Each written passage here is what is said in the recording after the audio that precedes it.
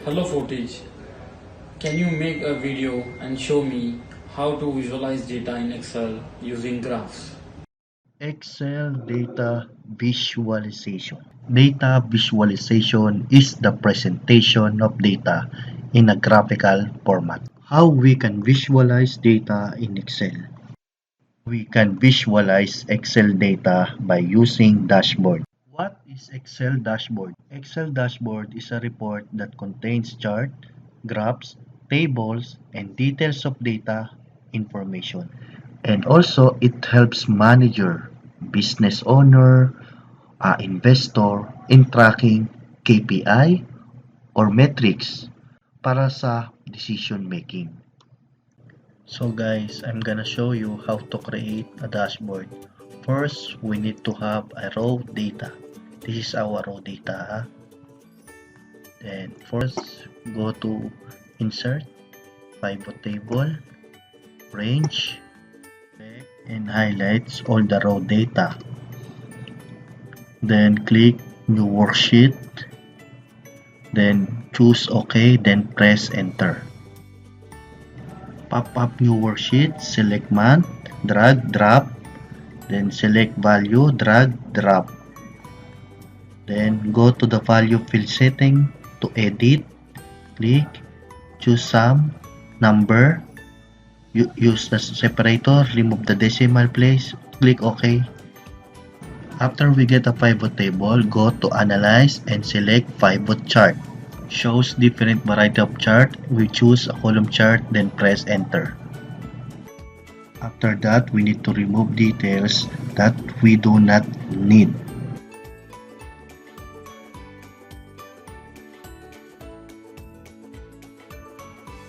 Now we need to change the title to monthly sales. Okay. To look more beautiful, change the or format the data series, click insert, then drop down, select can shape. Draw can shape, then format. Copy the can shape to your data series in the graph. Ctrl C, then Ctrl V. Click chart elements and select data levels. Add data level. Data levels gives additional information about the chart value.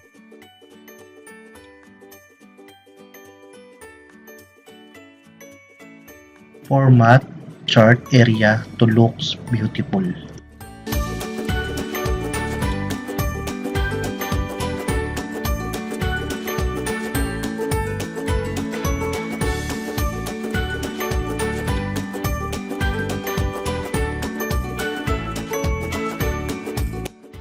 Then change the sheet name to monthly sales. Now our first pivot chart are done. Now we'll do for our second pivot chart. Go back again to our raw data, select again, highlights, then insert, pivot table, click the new worksheet. Now we will select the name and the value for our new pivot table. If you want to edit the number, click the value field setting.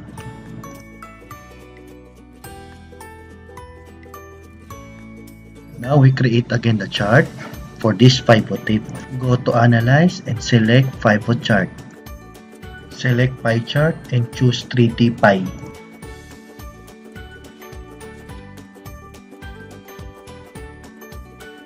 Now we will remove or hide the field that we don't need.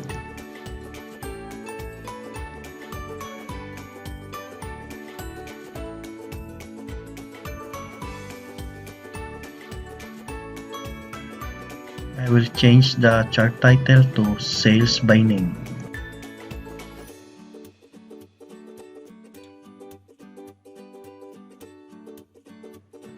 I will remove this legend. Then, I will add data labels to give additional information.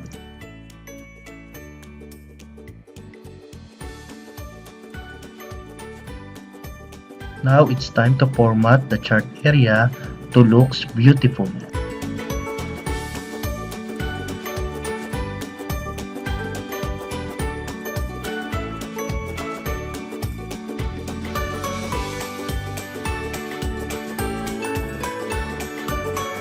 Now our second pivot chart are done. Now we'll do for our third pivot chart. Go back again to our raw data, select again, highlights, then insert, pivot table, click the new worksheet. In the pivot table fields, choose location, drag, drop, and value, drag and drop. Then go to analyze and select pivot chart. Then select bar chart.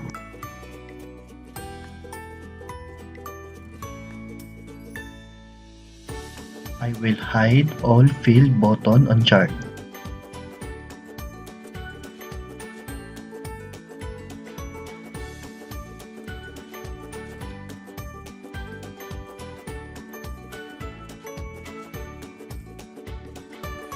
Click insert and choose pentagon shape.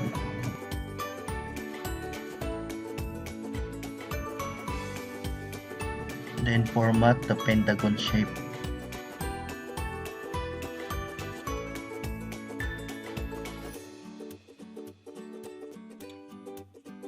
I copy, then paste the pentagon shape on the chart. Then format the chart area to look beautiful.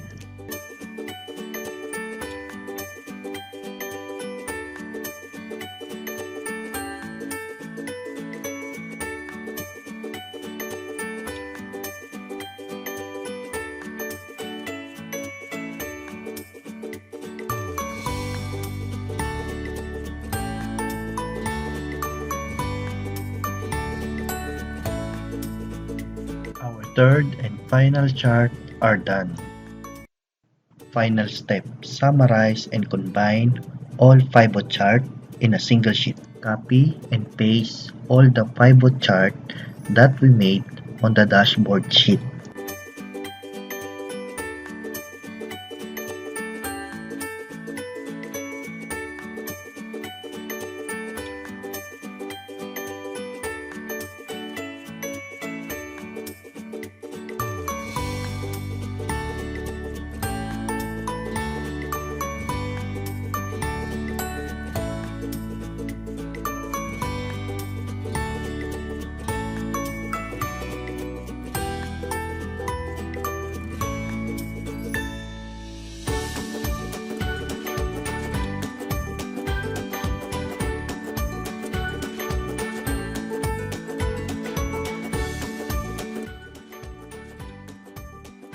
After we set up the dashboard, I will insert slicer to be more dynamics.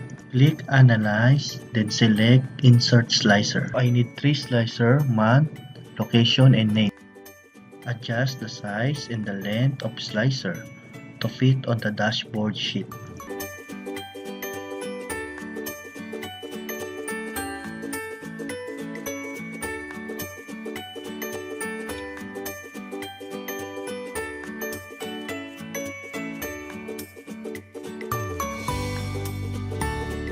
After we set up all the slicer, we will connect all 3 pivot chart. Option and select report connection, then check all the report.